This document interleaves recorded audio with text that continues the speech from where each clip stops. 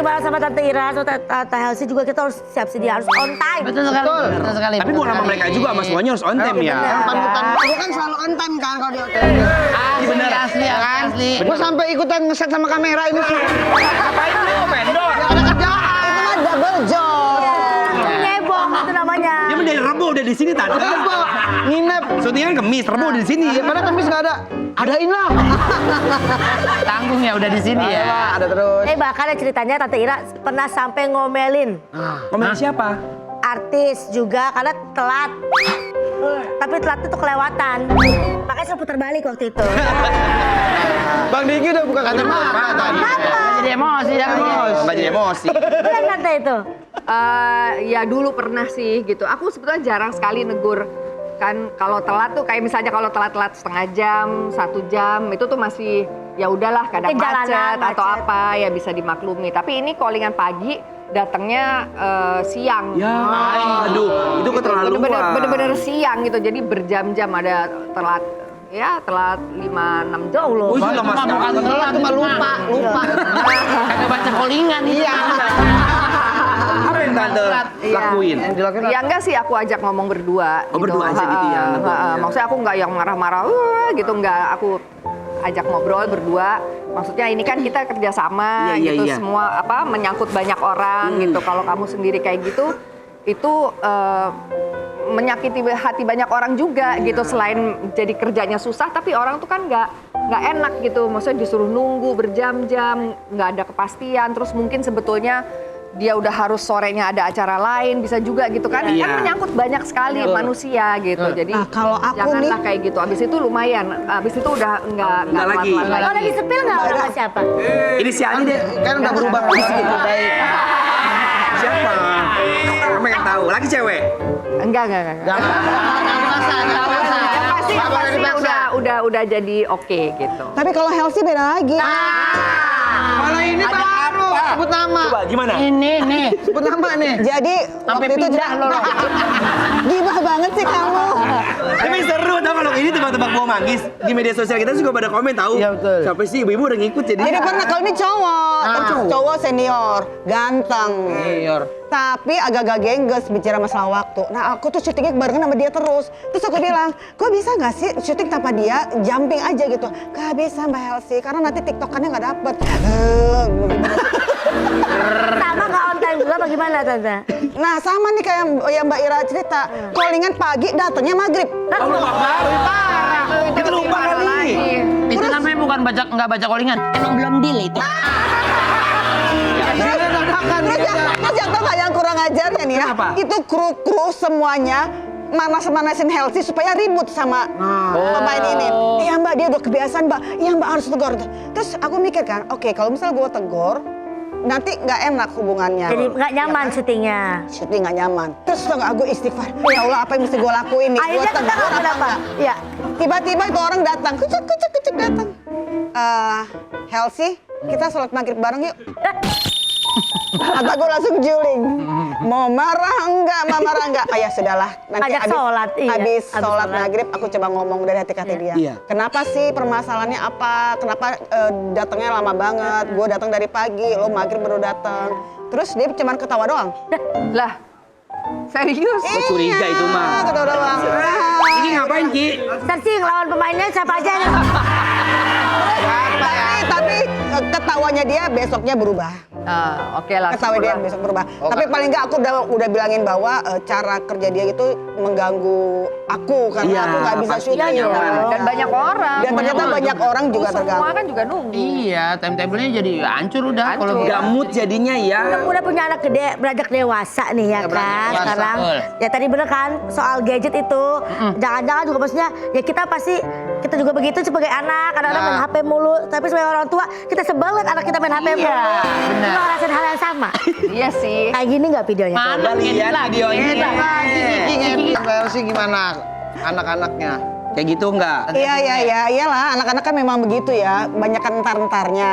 Terus kalau misalnya udah entar sih aku cuman bilang gini aja, aku masuk ke dalam kamarnya, buka pintu, terus diem dulu, 1, 2, 3 aku hitung, terus dia nengok kan, dia bingung kan, aku mau ngapain gitu. Liatin aja gitu. Mau bunda marah-marah kayak di sinetron? Atau rapikan dapur dan kamar? Udah gitu aja. 1, 2, 3, ya bunda ya. Enak ya. Enak kayak di sinetron. Nggak ada contohnya ya. Iya. Kalau aku nggak bisa tuh pakai trik itu nggak bisa. Karena sedih di sinetron sedih. Walaupun aku pernah main sinetron jadi antagonis gitu ya. Itu anak-anakku tuh sampai yang, ih, Mama ternyata bisa galak juga ya. Jadi aku cuma bilang, nah camkan. Ingat Mama bisa galak kalau perlu gitu. Tapi ya kalau masalah main HP, kita orang tua juga suka pegang HP juga sih gitu. Dan kadang-kadang juga anakku masuk kamar terus duduk samping aku, nggak ngobrol gitu, tapi pokoknya yang penting kayaknya deket gitu kan, terus sama-sama main-main, lihat-lihat HP. Kalau aku banyak kan ya baca WhatsApp atau lihat Instagram gitu. Kalau anakku mungkin ya TikTok dengan apa gitu. Terus yang aku bingung tuh ketawa-ketawa. Apa yang lucu sih? Kayaknya semuanya lucu gitu. Lucu ya? Iya, ketawa mulu gitu. Ya kadang-kadang kita tuh kepo sama apa sih yang ditonton sama Sama anak-anak. anak-anak gitu. Jadi kayak kita pengen tahu, jadi kayak begitu juga. Iya. Terus pas lihat, nggak berapa lucu juga. Beda sama humornya ya. Beda banget gitu.